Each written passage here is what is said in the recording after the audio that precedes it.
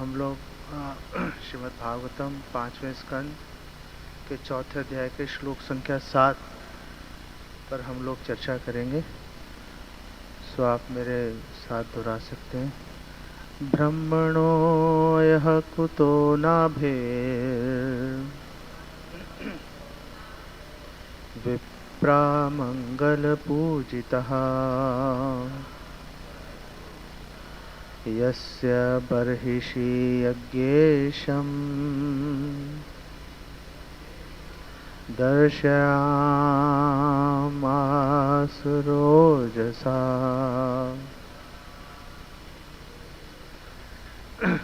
दूसरी स्तुति इस प्रकार है। महाराज, नाभि से बढ़कर ब्राह्मणों का उपासक भक्त कौन हो सकता है?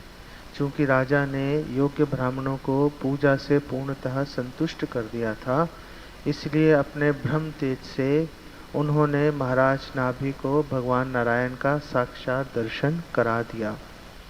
तात्पर्य, यज्ञोत्सव के कार्य में लगे हुए पुरोहित सामान्य ब्राह्मण न थे। वे इतने शक्तिशाली थे कि अपनी स्तुति से भगवान का प्राकट्य करा सकते थे। इस प्रकार से महाराज नाभि को ईश्वर के साक्षात दर्शन हो सके। जब तक कोई वैष्णव न हो, वह भगवान को बुला नहीं सकता। ईश्वर किसी प्रकार का ईश्वर अब अवैष्णवों से, यहाँ पे ये मिस हो गया। इंग्लिश में क्या है? Unless one is Vaishnav, right? हाँ, तो ईश्वर अवैष्णवों से किसी प्रकार का आमंत्रण स्वीकार नहीं करते। इसलिए पद्म पुराण में कहा गया है, षट कर्म निपुणो विप्रो मंत्र तंत्र विशारदः अवैष्णवो गुरु न स्याद वैष्णव स्वपचो गुरु। भले ही कोई ब्राह्मण वैदिक ज्ञान के समस्त विषयों में कितना ही निपुण क्यों ना हो, किंतु यदि वह वैष्णव नहीं है तो वह गुरु नहीं हो सकता। किंतु यदि स्वपच चांडाल भी वैष्णव है तो वह गुरु बन सकता है। ये ब्राह्मण निश्चय ही वैदिक मंत्रों के उच्चारण में अत्यंत पटु थे। वे वैदिक अनुष्ठान कराने में भी दक्ष थे, और सबसे बड़ी विशेषता तो यह थी कि वे सभी वैष्णव थे। अतः अपने आत्मबल से वे भगवान का आवाहन करके अपने शिष्य महाराज नाभि को साक्षात दर्शन दिला सके। श्रीला विश्वनाथ चक्रवर्ती ठाकुर ने ओजसा शब्द की टीका भक्ति के बल से की है। आजानुलंबित भुजौ कनकावदातौ संकीर्तने पितरौ कमलायताक्षौ विश्वम्भरो द्विजवरौ युगधर्म पालो वंदे जगत प्रिय करो करुणावतारो। वंदे श्री कृष्ण चैतन्य नित्यानंदो सहोदितो गौड़ोदय पुष्पंदो चित्रो शंदो तमोनुदौ पंचतत्वात्मकं कृष्णं भक्तरूप स्वरूपकं भक्तावतारम भक्ताख्यम नमामि भक्त शक्तिकम। वैराग्य विद्या निज भक्ति योगा शिक्षार्थम एका पुरुषा पुराना श्री कृष्ण चैतन्य शरीरधारी कृपा भूतिरियस्तम हम भक्ति अनर्पित चरिम चरात कारुण्यवती कलो समर्पित मुन्नत उज्ज्वल रसाम स भक्ति श्रियाम हरिपुरट सुंदर दिति कदम संदीपिता सदा हृदय कंदर स्फुरतु वहा शचि नंदना। श्री कृष्ण चैतन्य प्रभु नित्यानंद श्री अद्वैत गदाधर श्वासदि गौर भक्त वृंदा हरे कृष्णा कृष्ण कृष्णा हरे हरे हरे राम राम राम हरे हरे। विष्णुपदाय कृष्ण पृष्ठाय भूतले श्रीमते भक्तिवेदांत स्वामी नित्य नामने नमस्ते सारस्वते देवे गौरवाणी चारते निर्विशेष शून्यवादी पाश्चात्य देश तारे।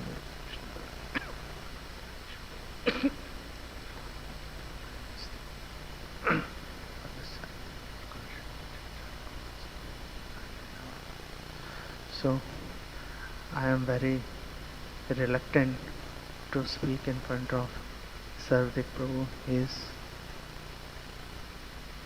such an exalted Vaishnava, Prabhupada disciple, and at the same time very humble. So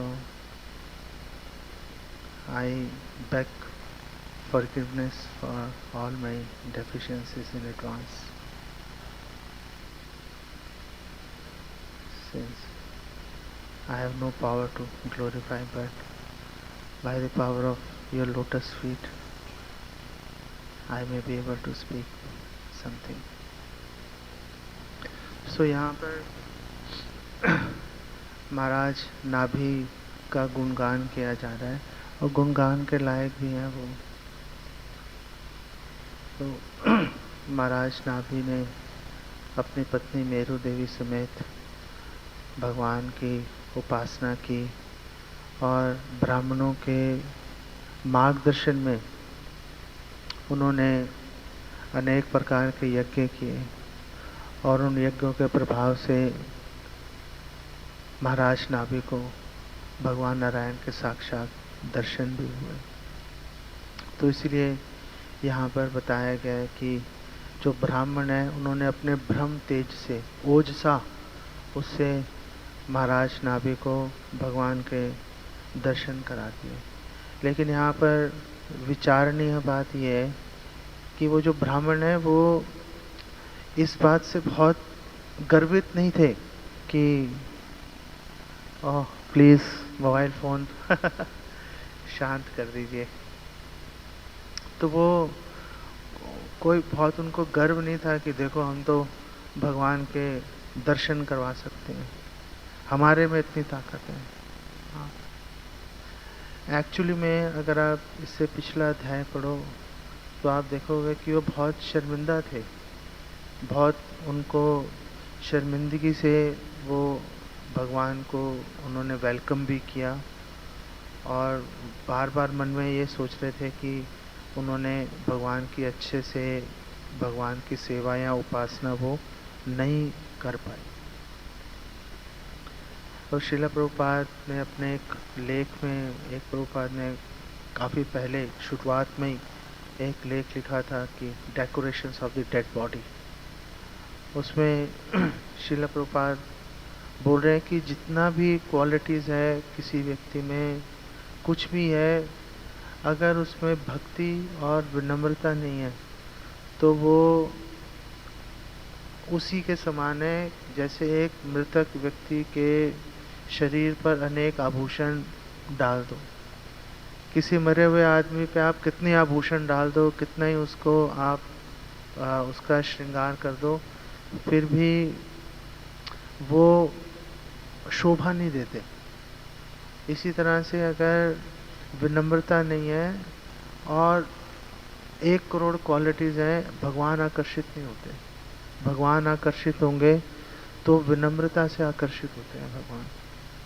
इसलिए भगवान ने भगवद गीता में बोला 5 में विद्या विनय संपन्ने ब्राह्मणे गविहस्तिनी शुनि च शपाके च पंडिता समदर्शिना। जो पंडित हैं, जो ब्राह्मण हैं, जो वैष्णव है, विद्या विनय संपन्न है। उन्हें भगवान का ज्ञान तो होता है और उस ज्ञान से क्या होता है, विनय संपन्न, वो विनयशील हो जाते हैं। उनमें उनका हृदय कठोर नहीं होता, उनका हृदय कोमल हो जाता है। और वो और अधिक भक्ति में जुड़ने से पहले अगर उनके हृदय में कुछ थोड़ी बहुत विनम्रता होगी तो वो करोड़ों गुना अधिक बढ़ जाती है। वो विनम्रता घटती नहीं है, विनम्रता बढ़ जाती है, बढ़नी चाहिए, वो विनम्रता बढ़नी चाहिए। अगर वो विनम्रता नहीं बढ़ रही तो समझ लो कि हमने वो पॉइंट मिस कर दिया। हम कई बार इंस्टीट्यूशन के चलते, सेवाओं के चलते कई बार हम भक्तों से उस तरह का मृदु व्यवहार नहीं कर पाते जिस तरह का हमें करना चाहिए था। तो हमें ये सोचना चाहिए कि हमने वो पॉइंट मिस कर दिया कि भक्तों के साथ में विनम्रता से व्यवहार करना ही गोल है। अगर हमने भगवान को प्रसन्न करना है तो भक्तों से भगवान के प्रति विनम्रता के भाव से आचरण करने से गाड़ी चलेगी। और जब जो डेटी वर्शिप में लगे हुए हैं वो लोग तो रोज़ ये मंत्र बोलते ही हैं कि जब भी वो भगवान की वर्शिप करते हैं, मंत्रहीनम क्रियाहीनम भक्तिहीनम जनार्दना यद पूजितम मया देवा परिपूर्णम तदस्तु में, कि मैंने इतना जो भी मैंने पूजा किया, जो भी गलती किया, ना मुझे मंत्र बोलना आता है, ना ठीक से वर्शिप करनी आती है, लेकिन प्लीज़ आप मेरी गलतियों को आप अनदेखा करके आप उसे स्वीकार कीजिए। और भी अनेक ऐसे श्लोक हैं जो कि 5-6 श्लोक इस तरह से बोले जाते हैं, जब जो डेटी वर्शिप में लगे हैं वो भगवान को रोज़ बोलते हैं, बोलना चाहिए, बोलना चाहिए भी। तो जो ब्राह्मण है वो अपने जब उसको नॉलेज हो जाती है, जब उसको ज्ञान मिलेगा, तो जब नॉलेज मिलती है तो सबसे पहली बात उसको ये रियलाइज़ करनी चाहिए, और करता भी है वो। अगर कोई ढंग से अगर नॉलेज ले रहा है कि मुझे कितना कम जानकारी है ना, कितना कुछ जानना बाकी है, और जितना थोड़ा बहुत जान चुका हूँ उसको, उस ज्ञान को विज्ञान में बदलने के लिए भी कितनी मेहनत, कितनी साधना, और सभी भक्तों की, गुरु की कितनी मार्गदर्शन और कृपा की आवश्यकता पड़ेगी। ये बात अगर हमारे दिमाग में आ जाएगी कि हमें भक्ति में बने रहने के लिए, आने के लिए, आगे बढ़ने के लिए कदम कदम पे भक्तों के मार्गदर्शन की, हेल्प की ज़रूरत है। हो सकता है कोई भक्त, क्योंकि हमें ये गलतफहमी हो जाती है कि कुछ साल भक्ति में अगर हम आ गए, 10-15 साल टिक गए, तो हमें लगता है कि हम सीनियर भक्त हैं, तो फिर हम जिनसे मार्गदर्शन ले सकते हैं उनकी संख्या कम होती चली जाती है। नहीं, हर किसी से मार्गदर्शन नहीं ले पाते हम लोग। तो अगर ऐसी भी स्थिति है, मान लेते हैं कि बहुत सारे भक्त हैं, आपको लगता है कि इनसे मार्गदर्शन नहीं लिया जा सकता, तो भी ऐसा नहीं कि वो बेकार हो गए, कि वे इनसे मार्गदर्शन नहीं ले सकते, बेकार हो गए। नहीं, ये भक्त भी, हर भक्त हमें हेल्प कर रहा है भक्ति में आगे बढ़ने के लिए। जो मंदिर में पोंछा लगा रहा है वो भक्त भी हमें भक्ति में आगे बढ़ने के लिए हेल्प कर रहा है। क्योंकि अगर सपोज़ आप मंदिर में आते हो, मंदिर साफ नहीं है, तो माइंड पीसफुल नहीं होगा, हमें लगेगा वो कितना कूड़ा कचरा यहाँ पे फैला हुआ है, साफ होना चाहिए। या अगर भगवान का श्रृंगार अच्छे से नहीं होगा तो हो सकता है कि हमें देखकर उतना सुख नहीं मिले। तो अगर हम कुछ भक्तों से मार्गदर्शन नहीं भी लेते, क्योंकि हमें लगता है कि हम उनसे ज़्यादा जानते हैं, तो भी हमें उन भक्तों की हेल्प की, उन भक्तों की मदद की एक एक कदम पर ज़रूरत है। चाहे हमें सामने से दिख रही है वो मदद, चाहे नहीं दिख रही, फ़र्क नहीं पड़ता। इसलिए हमें हमेशा सभी भक्तों के प्रति कृतज्ञ रहना चाहिए। और जब हमें नॉलेज होती है, जब एक भक्त को जानकारी मिलती है, ज्ञान प्राप्त होता है, तो पहली बात ये पता चलता है कि भैया कम जानकारी है, ज़्यादा जानकारी नहीं है। और दूसरी बात ये भी उसको पता चल जाती है कि जब वो भगवान की सेवा करना शुरू करता है तो उसको ये पता चल जाता है कि मैं कितनी कम सेवा कर रहा हूँ। नहीं, भगवान जय श्री राधा माधव ललिता शाखा की जय, पंच तत्व की जय, श्री सीताराम लक्ष्मण हनुमान की जय, श्री नरसिंहदेव भगवान की जय। सो उसको ये पता चल जाता है कि भगवान तो अनंत है और भगवान की अनंत सेवा की जा सकती है। एक तो हमारी कैपेसिटी लिमिटेड है, इंटेलिजेंस प्रॉपर नहीं है, और फिर दुनिया भर की प्रॉब्लम्स हैं, शरीर बीमार पड़ जाता है, या हमें सर्विस करने में पूरी तरह दक्ष नहीं है। हम कौन कह सकते हैं कि हम परफेक्ट हैं जी सेवा करने में, फलानी सेवा करने में परफेक्ट है, कोई ये क्लेम नहीं कर सकता।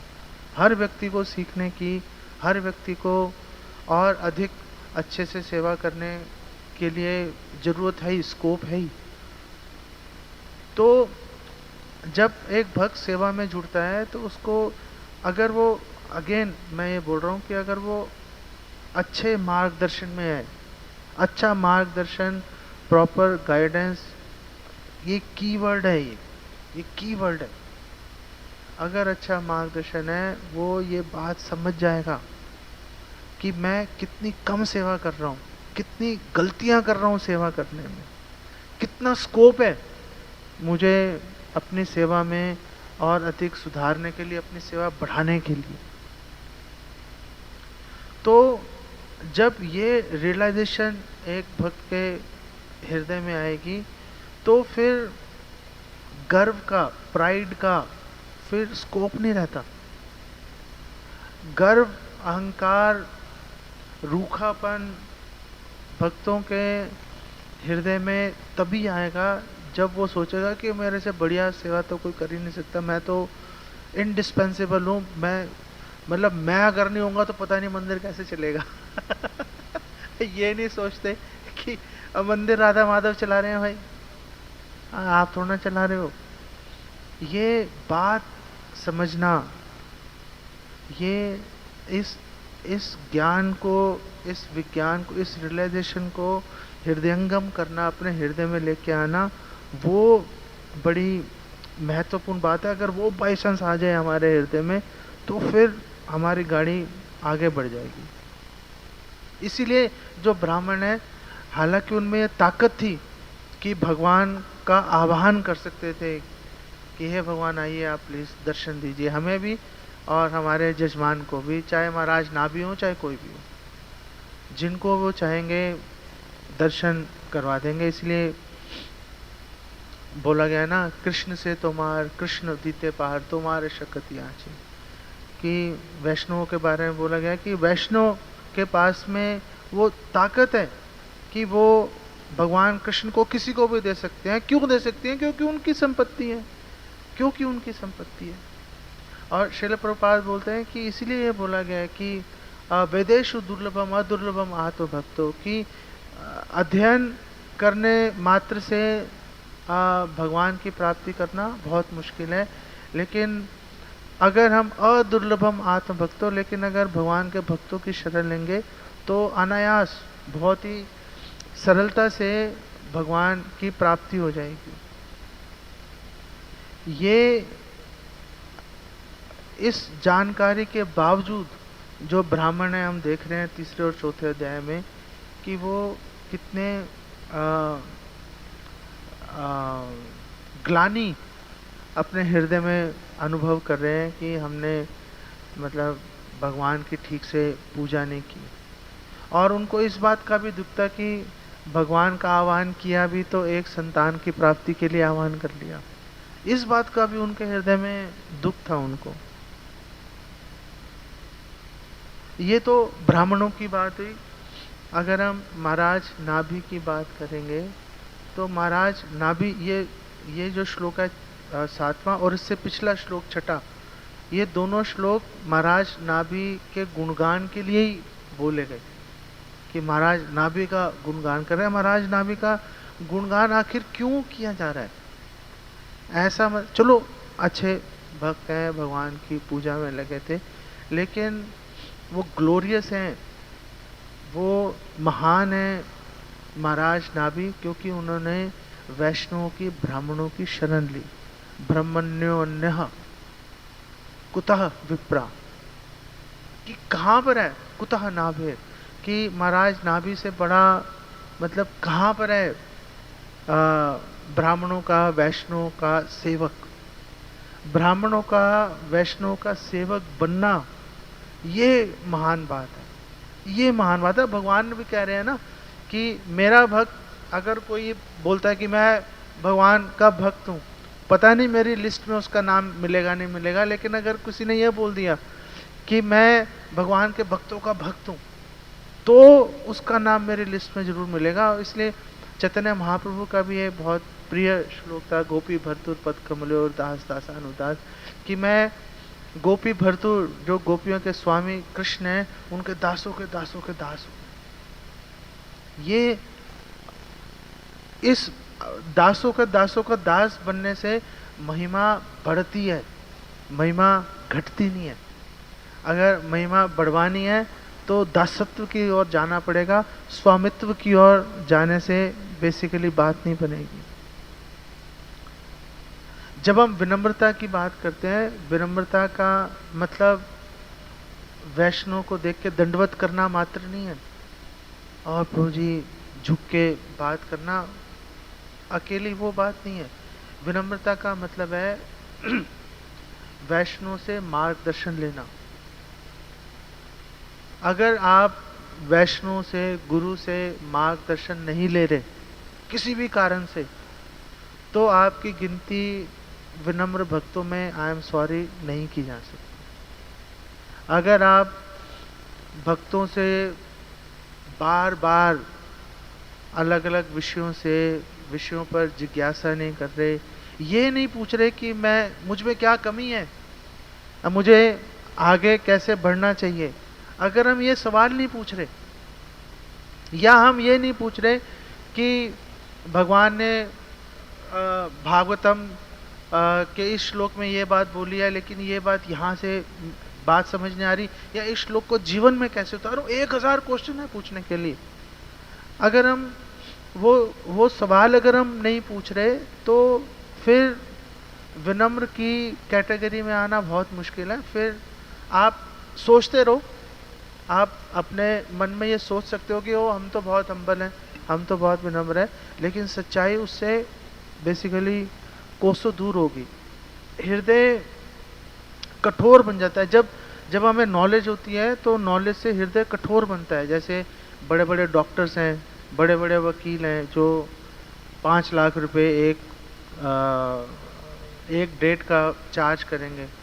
आप उनसे बात करो, वो किसी की बात नहीं सुनेंगे। आप बोलेंगे कि वो जो फलाने डॉक्टर ने ये बोला, भैया मैं नहीं सुनता, मैं तो जो मुझे समझ में आएगा वो करूँगा।